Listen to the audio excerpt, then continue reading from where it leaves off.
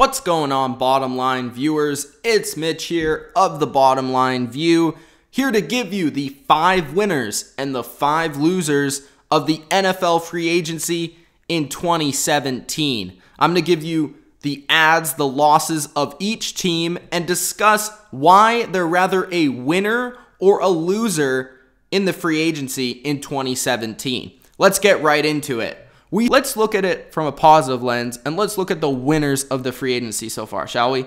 Let's look at the number 5 winner, the San Francisco 49ers. I think the 49ers have done a really good job with what they can do.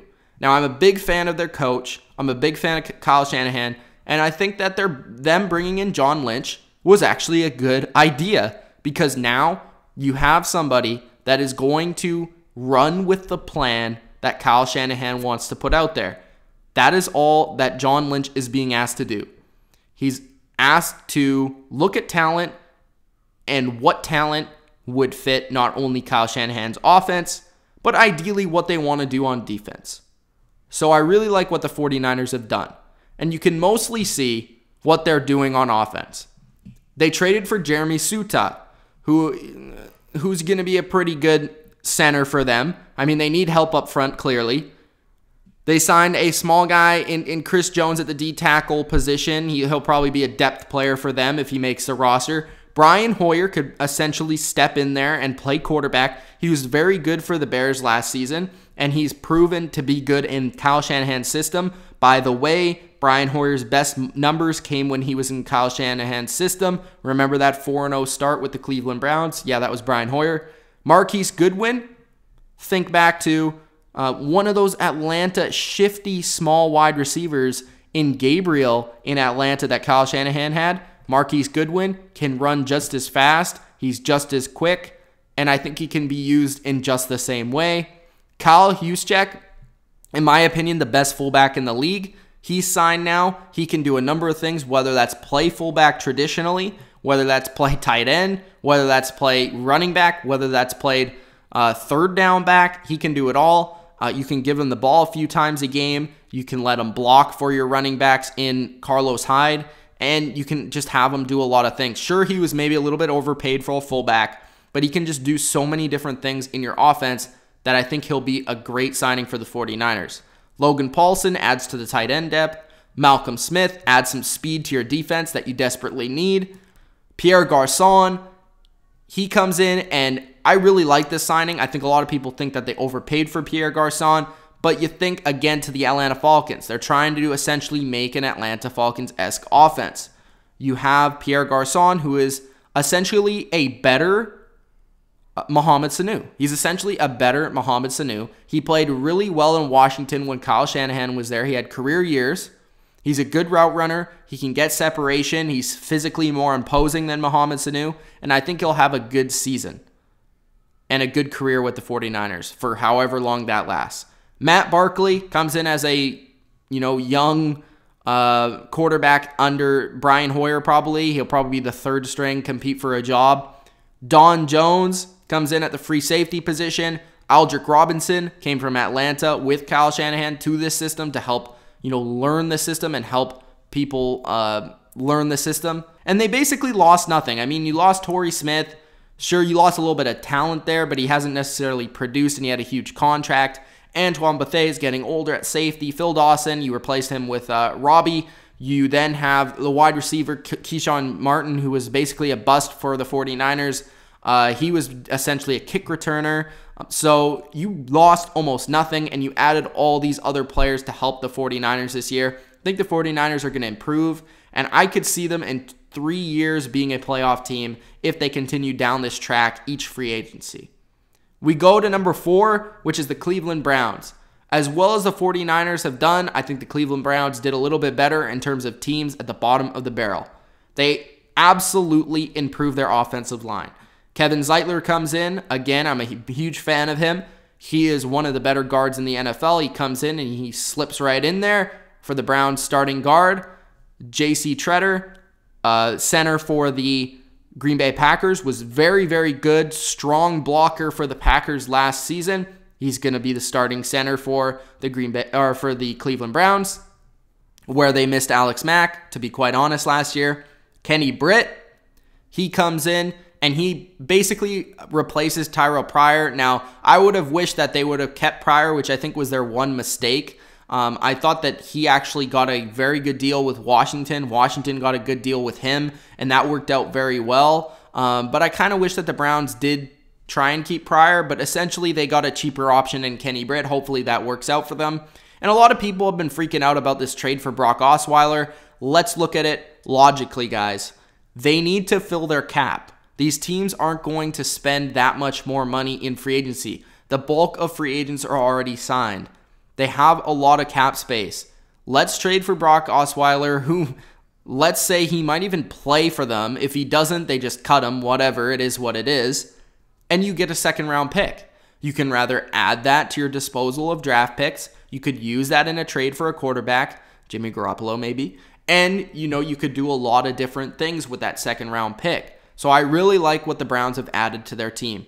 Losses-wise, they didn't lose much. Other than Terrell Pryor, what did you lose? You lost Jordan Poyer. You lost RG3. Not much, guys. You didn't lose much in the Cleveland Browns Association, but you added a ton, especially up front, which is what I really like about the Browns. The Detroit Lions, I think they're another winner, and they're the third winner. And I could see the Detroit Lions being the favorite to win the NFC North because, like I said, the Green Bay Packers absolutely crapped the bed this offseason. The Detroit Lions are going the opposite way. You look at what they added, all right?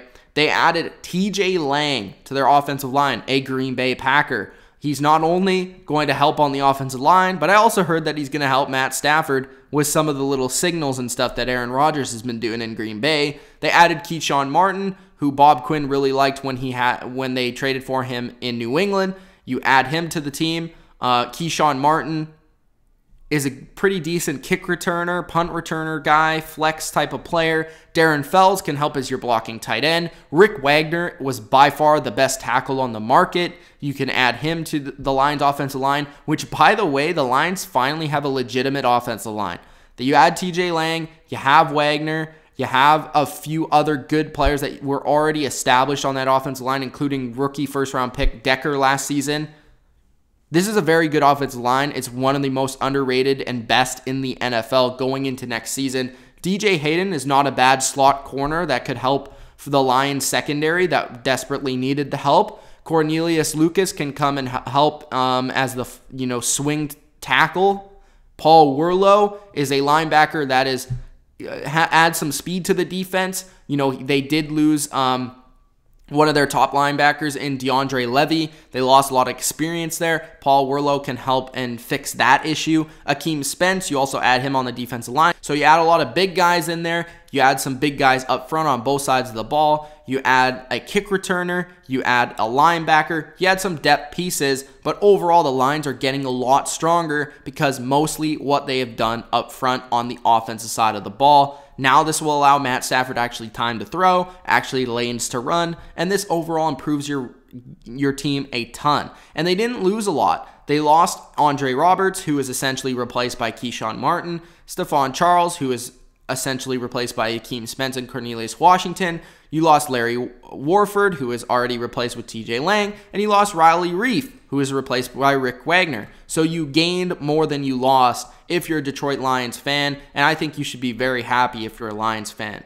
Now going on to number 2 for the winners, you have to look at the AFC South and say the Jacksonville Jaguars have one of the best defenses in the NFL. Let's just take a look at what they added. They added one of the best interior defensive linemen in Calais Campbell. They added one of the best corners in the league last year in AJ Abouye. And they added one of the more underrated safeties in the league in Barry Church from the Dallas Cowboys. You also added some big guys up front on the offensive and defensive lines. Notice the trend here.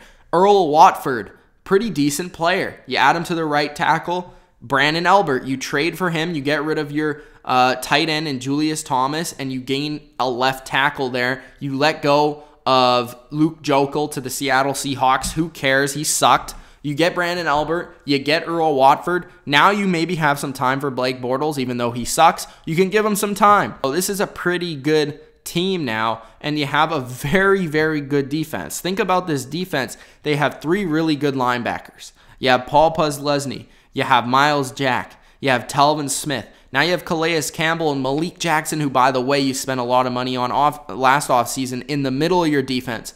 Fowler on the outside. You have some pretty good pass rushers in there. You have Barry Church and Tashawn Gibson at safety. You also have Ramsey and Bouye at corner. This is a really stacked defense, and I really like where the Jacksonville Jaguars are going here. I think that bringing in Coughlin was a very good idea. They saw that they had a lot of speed, but they needed to add some size, and that's exactly what they did.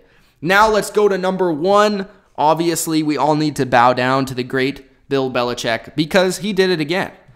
The New England Patriots have absolutely ran laps around the competition in free agency this offseason. They added the 3rd best receiver under 23 in NFL history in terms of statistics. Brandon Cooks is only behind Larry Fitzgerald and Randy Moss when it comes to statistics under 23 years old. Now, he isn't in that category, but he's still a really great receiver with a ton of speed, and the Patriots could utilize him outside in the slot. He's a great route runner. He can gain a ton of separation versus man coverage, and he's going to fit in a Patriots scheme with Tom Brady, Rob Gronkowski, and Julian Edelman. It's going to be very difficult to stop. You then add Dwayne Allen, who is a cheaper option to Martellus Bennett. He's a younger option as well. He can come in, he can block, he's very good.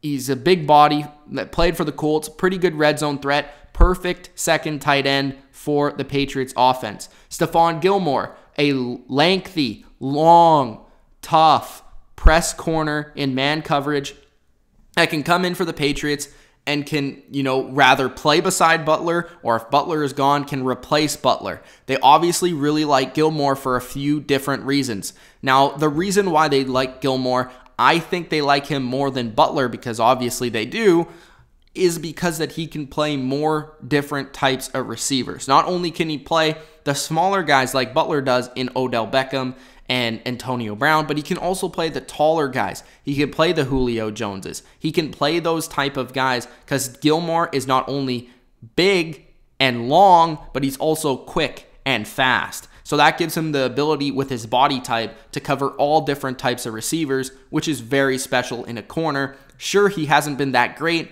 the last season, but he was a Pro Bowler before, and with Bill Belichick coaching him, you could see huge improvement. Lawrence Guy at the defensive line position is a really underrated guy. He is